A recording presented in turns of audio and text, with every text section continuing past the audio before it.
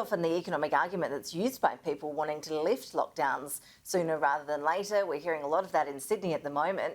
You're saying, though, longer lockdowns can actually benefit the economy. Yeah, it sounds paradoxical, doesn't it? But the issue really is the economic costs associated with community transmission. So if you go for a lockdown and it's not sufficiently long enough, and it comes back, the outbreak isn't suppressed sufficiently, then you have another lockdown, and then you have another lockdown. And there are a whole series of costs associated with that. So ideally, you don't have a lockdown, and you don't have community transmission. Unfortunately, in New South Wales and Greater Sydney, we don't have that. We do have community transmission. We had it in the last 24 hours. And if we don't continue with some sort of lockdown, some sort of social distancing, then it's going to come back and bite New South Wales and indeed the rest of Australia. So really, it's thinking about those costs in the short run and the costs in the medium to long run over the next few months. So do the trade-off, you do the math, and it makes sense to actually suppress and eliminate this virus, and then you get a much bigger payoff over the longer haul. Because we know that some premiers, WA, Queensland, South Australia, for example, they do have the strategy of going early and going hard, and they believe that's the best strategy. That's not what we saw in New South Wales, and there's been a lot of debate about that. When you look at the math and the data and look at Sydney's prospects of getting out of lockdown on Friday, where do you think we're at?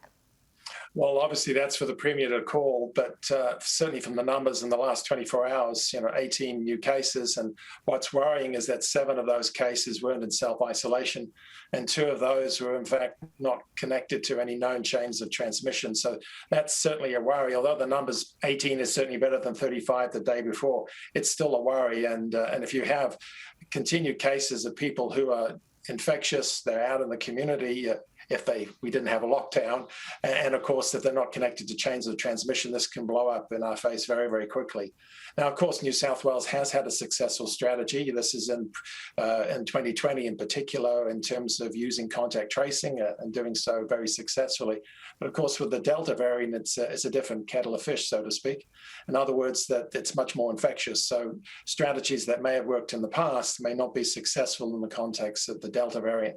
And we certainly know that there's transmission in the eastern suburbs when this outbreak happened in the context of fleeting transmission. Somebody was just literally just a few seconds around somebody who was infectious and themselves became infected with COVID-19. So we've got that situation. It's a dangerous situation with this variant. We have to make sure that we can eliminate, otherwise this outbreak will grow and grow rapidly. So we've got the opportunity to do so. Obviously, it depends on the numbers tomorrow, and it's a difficult call. I understand that. I think the Premier's in a difficult situation, but from our modelling, our perspective, and indeed from the experience we've had in Australia since March of 2020, it does make sense to go early, go hard, and go sufficiently long enough to actually eliminate community transmission. That's the biggest payoff for us. Of course, going forward into 2022, we have sufficient vaccination rates. We can maybe adjust our strategies, but at the moment, we don't have that. In terms of fully vaccinated Australians, I think it's around 7% at the moment. We're clearly well behind what we need to be. We can't possibly rely on vaccinations at this point in time to be able to be a strategy to get us out of these outbreaks. So at the moment, we've got to use what's available to us, contact tracing, and of course, lockdown, social distancing when contact tracing is no longer working. And this is especially the case in terms of this Delta variant and potentially other variants that could enter into Australia over the next few months. And I understand in your research you factored in the potential of the virus escaping Sydney, and we've already seen that in one instance where it escaped to Perth, prompting a 4-day lockdown in that city. When you look at the figures, how much could the Sydney virus cost Australia more broadly? What are we looking at? Well, if it escapes out of Sydney and New South Wales into the rest of the country, it's an enormous cost. If it's over an outbreak over 8 weeks or more, we're talking upwards of $100 billion. At the moment, the cost is running at somewhere about $1.5 to $2 billion a week at something, which is a lot of money. Okay, I'm not trying to trivialize it, but it's a fraction of what it would be if it were over an extended period of time across the entire country. So that's certainly a possibility at the moment. Of course, with state border restrictions, it doesn't seem that that's going to happen. There's enough controls in place at the moment. The issue really is for New South Wales and what New South Wales is going to do. And of course, Sydney is our largest city. It's the most most valuable city in that sense, in terms of population, in terms of the economy.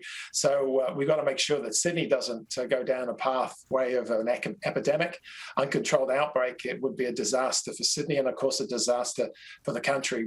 We saw what happened in July and August when the social distancing was imposed at a very strict level in Melbourne. It was successful, and there's obviously been a payoff for Victoria and for the entire nation.